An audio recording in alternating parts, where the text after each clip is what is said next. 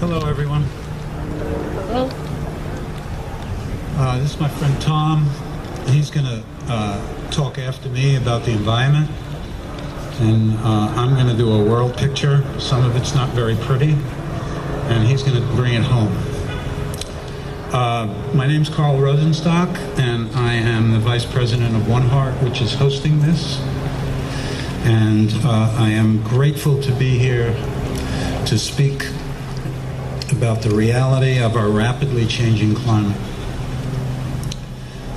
I just want to say that the difference between weather, so that when people have a snowball in their hand and they say, how can we be having a heating planet, and climate are two different things.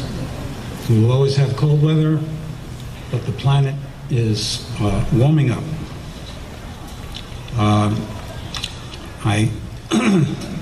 As Doug said, doing 10 minutes on Jesus the Peacemaker is a very small part of the picture. This is how I feel about speaking about climate change. We live in a unique place in southern Wisconsin. And I say unique in the fact that it is lush and full, and we live near the Great Lakes, and we have rivers filled with fresh water. And this, for me, it's very important to be in touch with the depth of all our brothers and sisters throughout the world who have none of these things. And where it is getting worse and worse and worse. And it can also come to us, as I learned when I moved here in 2008 into the flood, the 500-year flood, and then a couple of years ago where all the corn crops were plowed under because of the drought. So that being said, the first action to solving the problem of climate change is to recognize there is one, and there is a very important and deep one. As Will said, it's tied in with peace on the planet. Coal and oil and natural gas still account for most of the energy use in the United States and the better part of the world. This sums up for us, though, the nation's conflicted stance on renewable energy. It's holding us back. These carbon sources fueled an economical, industrial renaissance. And in a way, we lived very well and better using the fuels, but it's time for us to grow up and let them go and move into the powers that are at our fingertips that do not destroy our planet.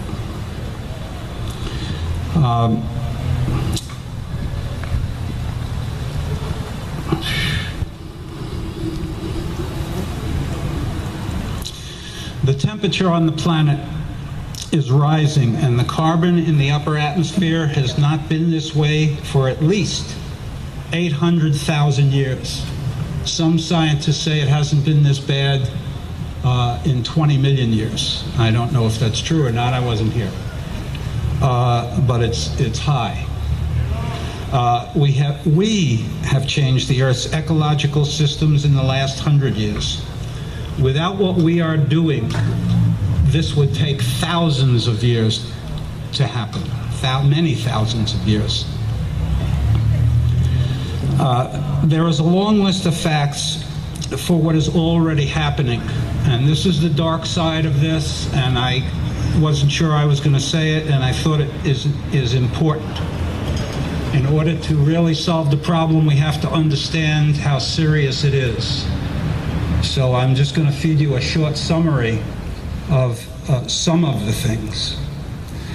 We started recording weather in 1880. Since then, the warmest world temperatures have been in 1998, and in 12 of the years between 2000 and 2014, that's in the last 15, 16 years, have been the warmest all at once recorded. We are losing our snow and ice at the poles of the planet at an alarming rate because of the extreme weather there. The planet overall has only gone up 1 degree. At the poles, it's gone up 5 to 7 degrees because of the way the air moves on this planet. And it is melting fresh water into our saltwater oceans and starting to change the currents and acidifying the water, which is killing our food. And worse than that, the plankton that produces most of the oxygen in our atmosphere. This is very serious to me. The hurricanes and typhoons such as Katrina, Sandy, Irene, and many in the Pacific Ocean are getting larger and more frequent. Having 2 hurricanes reach the Northeast within 3 years is unheard of since the Ice Age. It's a sign. The droughts are spreading and destroying agricultural lands worldwide. For example, California is not planting millions of acres of food and has lost billions of dollars in crops due to the climate change and the drought that is ensuing.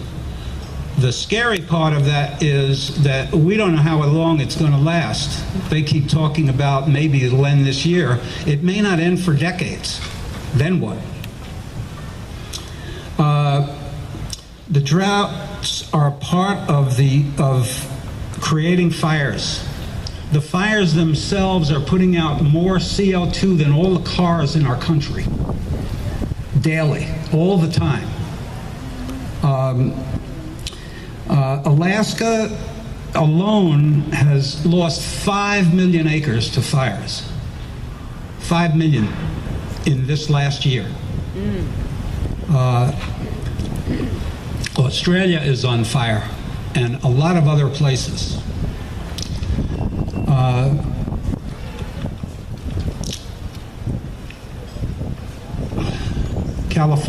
In California again, it saddens me, I cry over this sometimes, that 600 people's homes were burned last week or 2 weeks ago, overnight. They couldn't stop the fires from moving and just burned them to the ground. A small sample of what's going on.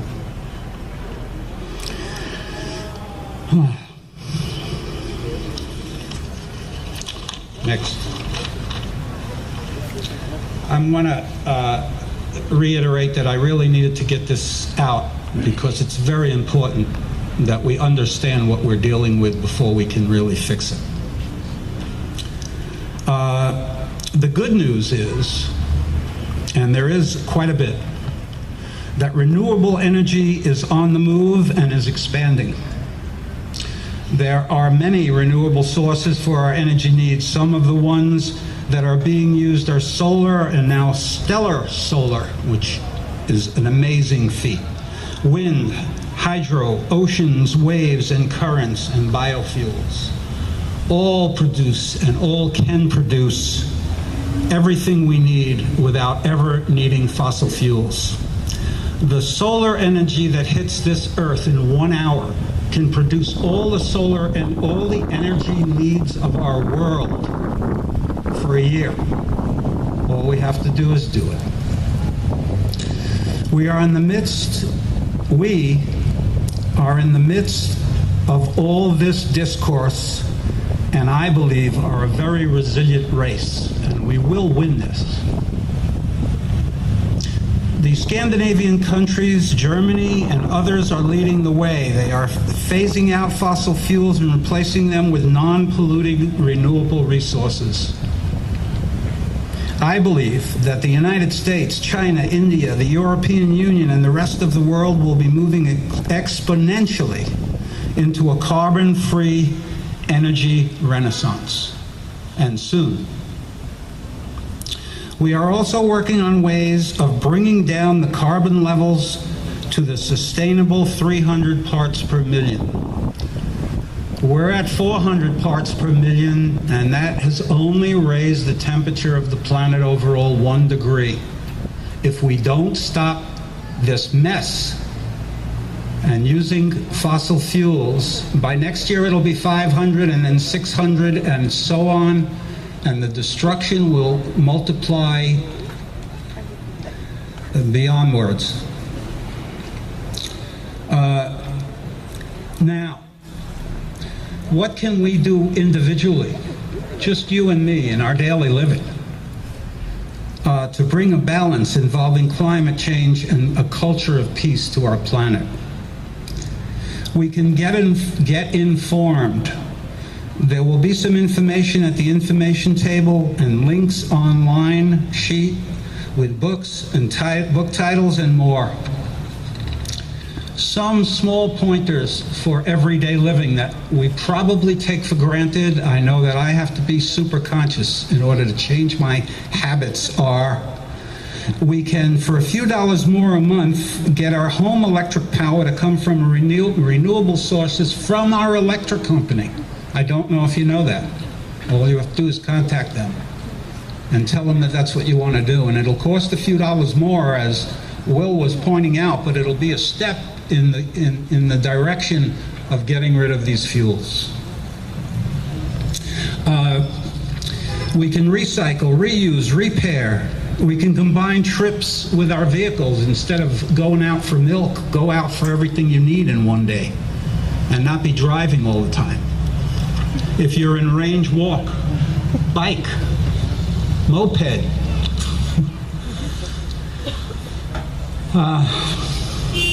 For those of you who are interested, I just did a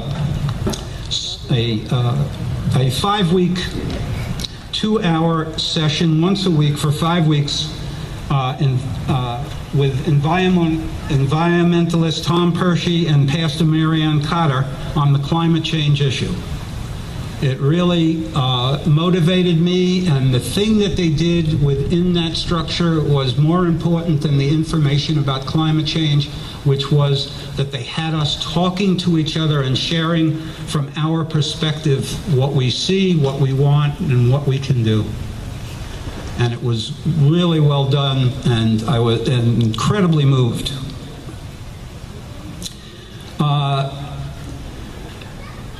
To close out, I'd like to just give you a few quotes from two people, someone new in my life, and Pope Francis has moved my heart beyond words. He is, I don't know where he's coming, where he came out of, but he's the most heartfelt. I think he is the next world leader with humbleness. I can't. I can't. Here's what he has to say, just a couple of quotes. We are not faced with two separate crises, one environmental and the other social, but rather one complex crisis which is both social and environmental. And, unfortunately, I copied this too small. Today, however, we have to realize that a true ecological approach always becomes a social approach. It must integrate questions of justice in debates on the environment so as to hear both the cry of the earth and the cry of the poor.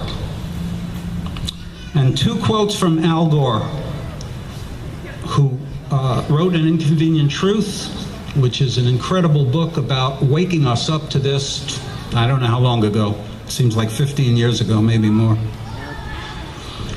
And the quotes are, the warning about global warming have been extremely clear for a long time. We are facing a global climate crisis. It is deepening. We are entering a period of consequences. And I'll leave you with his last one, which is the best news, is the good news is we have everything we need now to respond to the challenge of global warming. We have all the technology. Do not wait. We cannot wait. We must not wait. And I'm going to add in something, a line from a Van Morrison song. I'm a Van Morrison devotee. And the line is simply this: when my heart does my thinking and my head begins to feel, I will look upon the world anew and know what's truly real. And that's where I'm coming from with all of this. Thank you very much.